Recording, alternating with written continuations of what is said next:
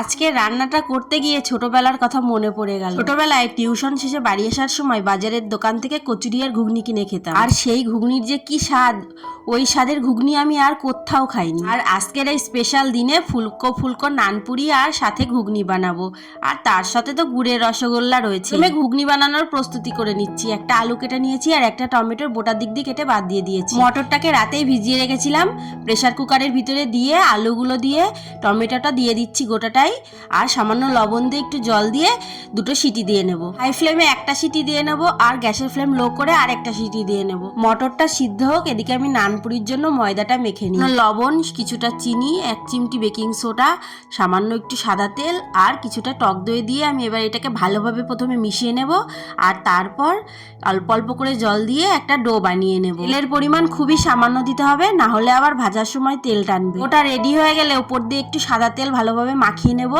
আর ঢাকা দিয়ে 1 ঘন্টা মতো রেস্টে রেখে দেবো। আমাদের বাড়িতে ফ্রিজ থাকলে তোমরা ফ্রিজের ভিতরেও রেখে দিতে পারো। মটরটাও সিদ্ধ হয়ে গেছে, এটা ঠান্ডা হতে থাক, আমি এদিকে মশলাগুলো রেডি করে নিই। আজকের ঘুগনির মেন উপকরণ হলো শসা। আজকে শসা দিয়েই ঘুগনি বানাবো। একটা পেঁয়াজ কুচি করে নিয়েছি, অর্ধেক শসা নিয়েছি, সেটাকেও কুচি কুচি করে কেটে নিচ্ছি।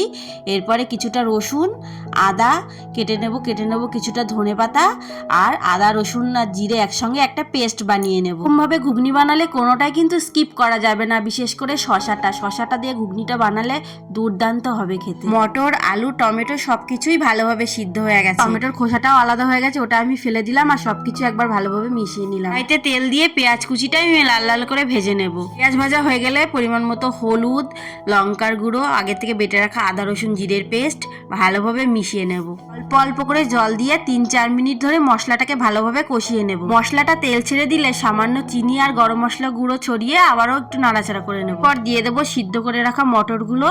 2-3 মিনিট মতো ফুটলে এর ভিতরে দিয়ে দেবো পরিমাণ মতো লবণ। শসা কুচিটা দিয়ে আবারও 2 মিনিট মতো একটু নাড়াচাড়া করে নেব আর উপর দিয়ে ধনেপাতা কুচি ছড়িয়ে নামিয়ে নেব। ছোটবেলায় কচুরির সঙ্গে যখন এই ঘুগনিটা খেতাম, শসার সাথে সাথে সয়াবিনও দিত এর ভিতরে। এবার নানপুরি বানানোর পালা। ময়দাটা কিন্তু অনেকটাই ফুলে গেছে, আঙুল দিয়ে চেপে চেপে হাওগুলো বার করে দিলাম আর ভালোভাবে মেখে একটা একটা করে লেচি কেটে নেব। নানপুরি বানানো কিন্তু আমি একদিনে শিখিনি। প্রথম দিন আমি যখন নানপুরি বানিয়েছিলাম, আমি এর ভিতরে চিনি দিতেই ভুলে গেছিলাম। পুরো নানপুরিটাই আমার বেশ টক টক লাগছিল। খেতে ভালোই হয়েছিল, কিন্তু একটা টক টক গন্ধ, টক টক স্বাদ, এই আর কি।